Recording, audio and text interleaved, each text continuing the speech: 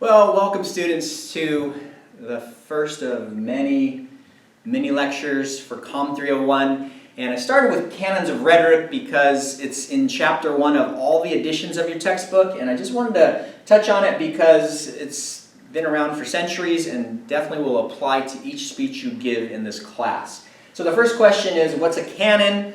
And in the middle, one end in the middle, a canon, I'll ask the class if it's in person, and generally speaking, we'll get to the idea that it's a principle, okay? That it's a principle of rhetoric, and I had asked the class, what is rhetoric? And there might be a philosophy major out there who would say, oh, well, it's really the study of persuasion, the study of the available means of persuasion, as Aristotle put it in 3rd century BC. So, the principles of persuasion, and really we apply it in a broader sense, it's really the principles of oratory. All of these principles apply to your informative speech, your dramatic reading, and of course your persuasive speech. So let's look at the first one, invention. Starts with audience analysis, okay, and we'll talk about this more later on, but audience analysis, just a quick description of it, is that it's a study of the demographics of the audience, their beliefs, values, attitudes, right?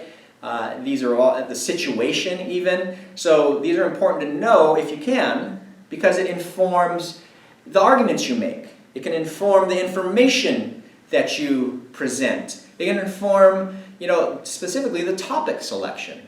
So, you want to identify a topic that will be interesting, applicable to this audience and the demographic. So just a quick review, we're talking about audience analysis, the research that's impacted, as well as the topic selection in invention. Okay? Arrangement is the organization of the speech.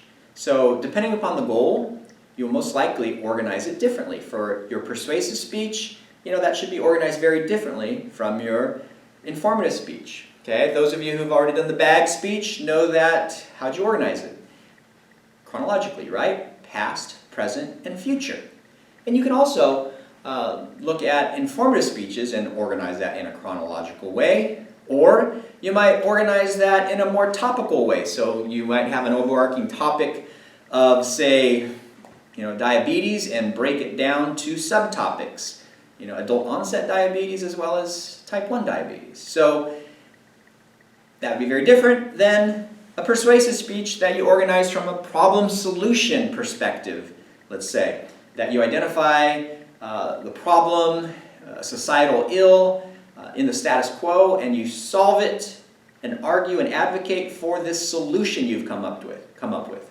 Very different ways to organize, and that's, you really have to keep your goal in mind when you select a format of organization. Style.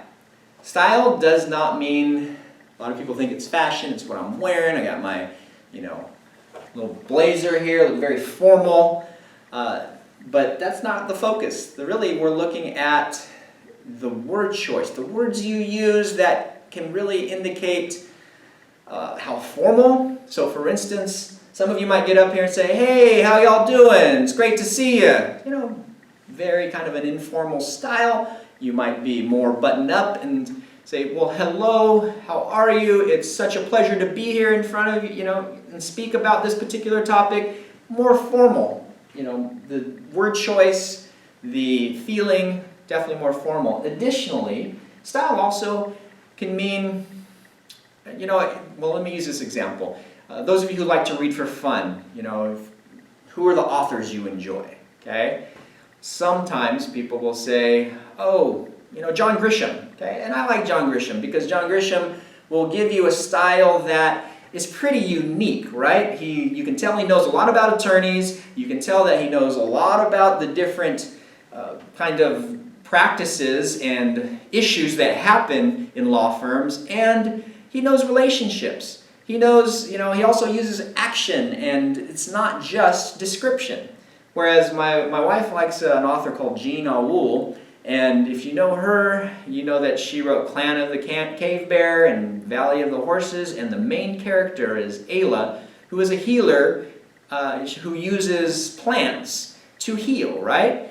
And, which is admirable, but when you read 1 to 2 pages of description of these plants, the texture, the moisture, the color, usually colors I've never heard of, it can be a little slow for me, okay? She loves it. So you can, relate to the kind of style, the word choice, the action, the description, the formality when we're talking about style, okay? Also, memory.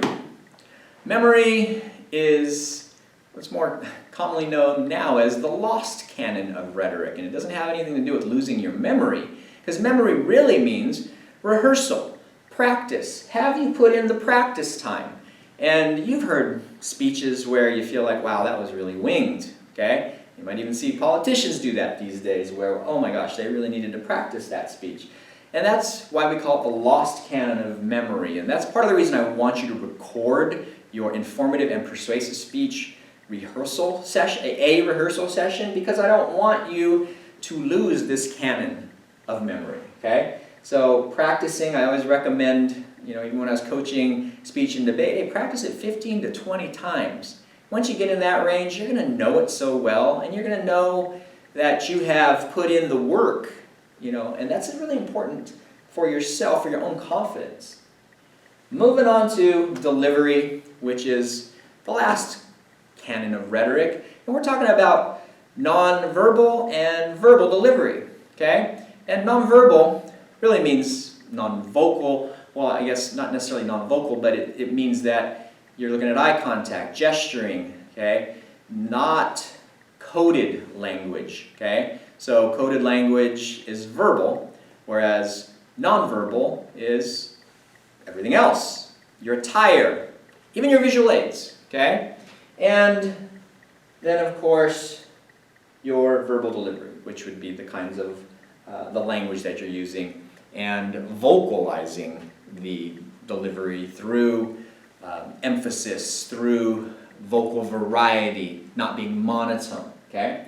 So various aspects of delivery that we'll talk about very soon and go into more detail, but these are the canons of rhetoric, and for each one of these, you're going to be, using for your speeches, each one of them, and I'd be happy to help you through this process. I'm always happy to look at drafts of a speech, outlines of your speech, and please feel free to zoom in and talk to me about it if you're struggling with anything. Even a lot of times people like to start with just narrowing down a topic, okay?